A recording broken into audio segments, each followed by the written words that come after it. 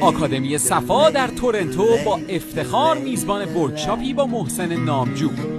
فرصتی بی‌نظیر، تجربه خلاقیت و موسیقی با نگاه هنرمند برجسته.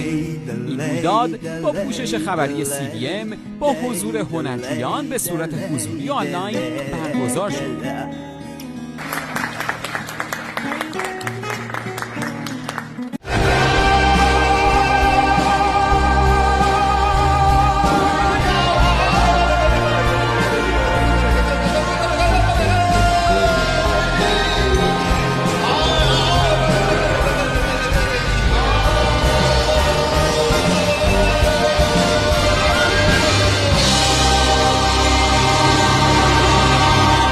خیلی لطف کردین وقتی در اختیار ما گذاشتین. امریکا، ونکوور، الانم تورنتو. بله. یه مقدار راجع به این سیر زمانی که رفته تا به این نقطه رسید توضیح میدین راجع به آکادمی؟ حتما. سالها پیش فعالیت آکادمی موسیقی صفا از امریکا و لس آنجلس شروع شد با هدف گسترش فرهنگ موسیقی، آموزش موسیقی غنی و فاخر. بعد فعالیت‌هایی رو در ونکوور آغاز کردیم و امروز خوشحال هستیم که در تورنتو با ورکشاپ جناب آقای نامجو این فعالیت‌ها رو داریم گسترشیم و انشالله این راه ادامه داره. قصدمون این هست که هم در سایر شهرهای کانادا و امریکا فعالیت کنیم و هم انشالله در اروپا فعالیت داشته باشیم و هدفمون هم این هست که نه تنها فعالیت‌های حضوری رو گسترش بدیم بلکه یک برنامه جامعی داریم برای فعالیت‌های آنلاین که هر کس در هر جای دنیا هست بتونه دسترسی داشته باشه به یک برنامه غنی و خوب. برفتم بر در شم سل اما ره تتن تن تن تتن تن تن تتن تن یه چیزی داره تکرار میشه. چی داره تکرار میشه؟ تتن تن تتن تن تن تتن تن تن تن، یعنی با کل تن آخرش داره میشه. ببین 6 8 می‌دونید ما ایرانی‌ها فکر کنیم با 6 8 می‌رسیم، خیلی چیزایی که با 6 8 می‌رسیم در واقع داریم با 7 8 می‌رسیم. ولی خودمون نمی‌دونیم. مثل دختر دیدن چطور این 6 8 نیست.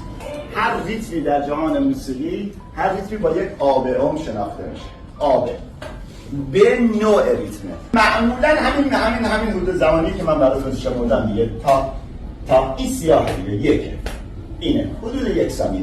برای همین بعد میشه بعد حالا 6 تا میشه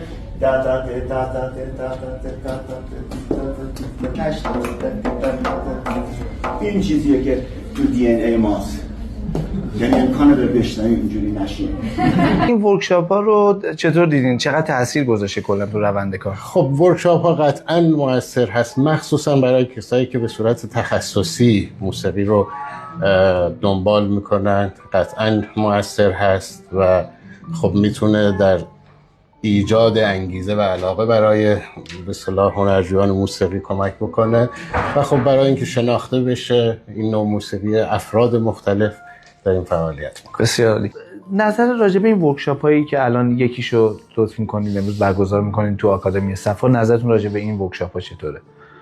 این مال یک کتابی هست که چند سال روش کار شده بود راجع به ریتم توی ابتدای شعر فارسی، ولی من امروز تصمیم گرفتم راجع به اون کتاب صحبت نکنم، راجع به روش شناسی که تو اون کتاب به کار بردم که چجوری کلام فارسی رو به ریتم در بیاریم، راجع به اون حرف بزنم، چیزی که کاربردی تر باشه برای آدما. صادقانه همیشه سورپرایز میشم. سورپرایز یعنی مثبت، که برام جالبه یا آدمایی با توجه به زندگی و شرایط مهاجرت و سختی‌ها و همه چیزایی که هست به این امور خیلی ریز و انتزاعی علاقه دارن و میان بشینن گوش بکنن ببینن مثلا شعر در زمان رودکی چطوری بوده و اینا. زبان برای شاعر عرب آزادی بیشتری در تلفظ رو داشته. اون میتونه بگه کذالک قالت لیلتنا.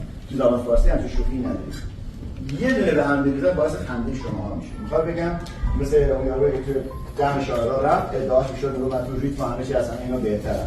بعد واسه یه مثال بگه که روی همه رو کم کنه بگه همه تو شاگردای منی. گفت شعرا جمله تلامیذ منن بروید از خودشان بپرسید. همین بپرسید اگه میگفت برپرسید یا میگفت بمپرسید یه ساکن یه حرف اضافه میشه تن تن تن و درست میشه. ولی همین باعث خنده، چون زبان فارسی شوخی نداره، نمیتونی باهاش چه کاری بکنی، اما عربه میتونه. میتونه بگه کذالک قالت لی الکائنات یا کذالک قالت لی الکائنات. حالا کدوم شهر بیش از ساپورت داشتین؟ خب صادقانه. خب همه جا خوبی‌های خودشو داره دیگه، ولی خب تورنتو ویژگی‌های خاصی داره، اصلا فضای متفاوتی هست. بسیار عالی.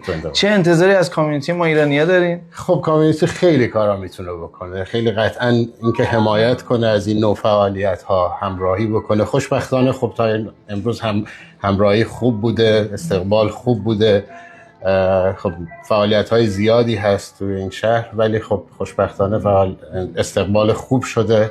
امیدواریم که در آینده هم همینجوری باشه. با کدوم هنرمند بوده که دلت خواسته کار انجام بدی موقعیتش پیش نیومده؟ مشخصا فقط یک اسم یادم میاد که برام مهمه، البته منظورم در ایرانی هاست، اونم استاد حسین علیزاده است. یعنی حتی ما با ایشون خب دیدارم داشتیم، متأسفانه بعد از ماجرای ترامپ و اینا ایشون هم دیگه علاقه به سفر به آمریکا نداشتن، قبلش بیشتر میومدن، ولی هنوزم که هنوز جزو آرزوهامه. حالا نمیدونم به چه شکلی، ممکنه کل کار رو ایشون آهنگسازی کنم و فقط بخونم، یا یه گوشه براشون اصلا ساز زدن من قطعا به درد کار ایشون نمیخوره، براشون بخونم، ولی یا اینکه همکاری به شکل دیگه ای باشه، من مثلا کاری بخش از کارهای بنده باشه. ولی من همیشه از ایشون همیشه منتور من بوده، یه جوری راهنمای من بوده، چه با هم در تماس بودیم و چه نبودیم. حتی در مقاطعی در بعضی از بالا پایین ها و سختی ها و مشکلاتی هم که برای من پیش اومد، ایشون همیشه به موقع لطف کرده، پیام داده و من مریدشم. من یعنی بخوام با یه نفر بگم دوست دارم کار کنم، با حسین علیزاده است. اینجا کسی است پنهان دامان من گرفته، خود را سپس کشیده پیشان من گرفته. هر کلمش معادل داره، پس پیش. اینجا کسی است پنهان چون جان و خوشتر از جان، باغی به من نموده ایوان من گرفته. باغ ایوان. اینجا کسی است پنهان همچون خیال در دل، اما فروغ رویش ارکان من گرفته. اینجا کسی است پنهان مانند قند در نی، شیرین شکر فروشی دکان من گرفته. جادو و چشم بندی چشم کسش نبیند، سوداگری است موزون میزان من گرفته. چون گل شکر من و او در همدگر سرشته، من خوی او گرفته او آن من گرفته. در چشم من نیاید خوبان جمله عالم، بنگر خیال خوبش مژگان من گرفته. چشم و مژگان گرفته. من خسته گرد عالم درمان ز کس ندیدم، تا درد عشق دیدم درمان من گرفته. تو نیز دل کبابی درمان ز درد یابی، گر گرد درد گردی فرمان من گرفته.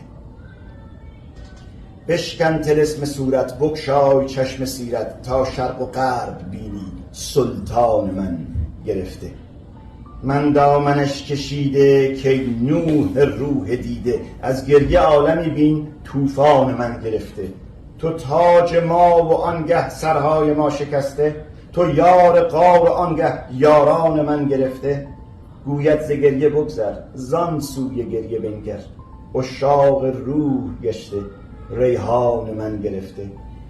یاران دل شکسته بر صدر دل نشسته، مستان و می پرستان میدان من گرفته. چه پیشنهادی برای دوستدارانی که دوست دارن و علاقه دارن به موسیقی دارید؟ بسیار سوال خوبی کردید. قطعا هر شخصی، در وجود هر شخصی استعدادهای زیادی هست. تنها توصیه و مهمترین توصیه که دارم این که این استعدادها رو باید جدی بگیریم، جدیش بگیریم، اهمیت بدیم، اونو یه سرمایه بدونیم و دنبال کنیم اون چیزی که در درونمون هست، از درونمون میاد و قطعا موفقیت حتما ایجاد خواهد.